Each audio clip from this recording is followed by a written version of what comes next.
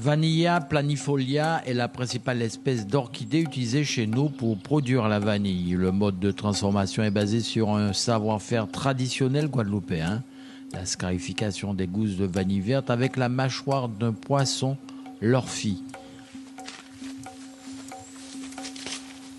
Arnaud est titulaire depuis 2022 d'un brevet professionnel responsable d'entreprise agricole orienté culture légumière. Donc là, c'est une partie de l'exploitation de vanille. Par là aussi. Tôt le matin, chaque jour, il s'impose une surveillance assidue de l'apparition des fleurs de la vanille.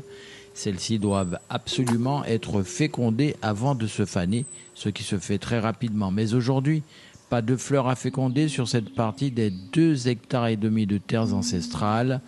L'occasion donc pour Arnaud de flâner le long des supports ombragés pris d'assaut par les vanilliers. J'ai transplanté des plants, donc des vanilles qui étaient déjà presque à l'abandon, que j'ai pris des plants dessus et que j'ai replantés. Donc c'est une exploitation qui est là depuis mon arrière-grand-mère. Hein. Donc après il y a eu mon grand-père, puis mon père. Donc pour moi c'est un honneur et je suis content de travailler dans la vanille, surtout que je sais la qualité de la vanille que j'ai, la façon qu'on travaille en Guadeloupe la vanille. Ça aussi j'aime le valoriser. Tu vois, parce que nous, on ne fait pas d'échaudage, on fait de la scarification, on travaille avec le bec azophile, la tradition, quoi. Moi, ça me plaît.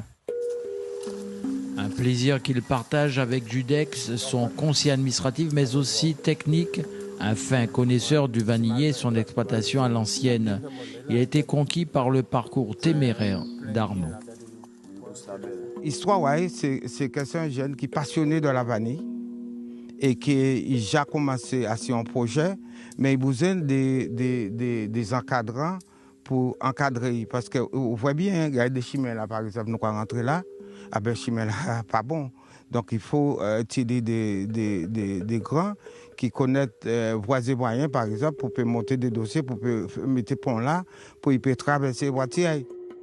L'entreprise d'Arnaud est loin d'être à son apogée. En 1 an et demi, sa production lui apporte 8 kg de vanille verte, soit à peu près 2 kg de vanille noire.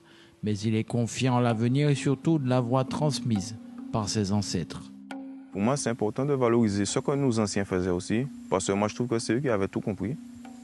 Donc, c'était eux les ingénieurs avant les ingénieurs. Fort des conseils de Judex, Arnaud entend bien se diversifier. Il envisage à moyen terme notamment de créer des accès pour les touristes dans le pur respect de cette nature paisible où il fait bon contempler le long des arbres ces orchidées lianescentes. Et pour le palais des visiteurs à venir, quoi de plus agréable qu'une dégustation de sucre vanillé ou de sirop de vanille.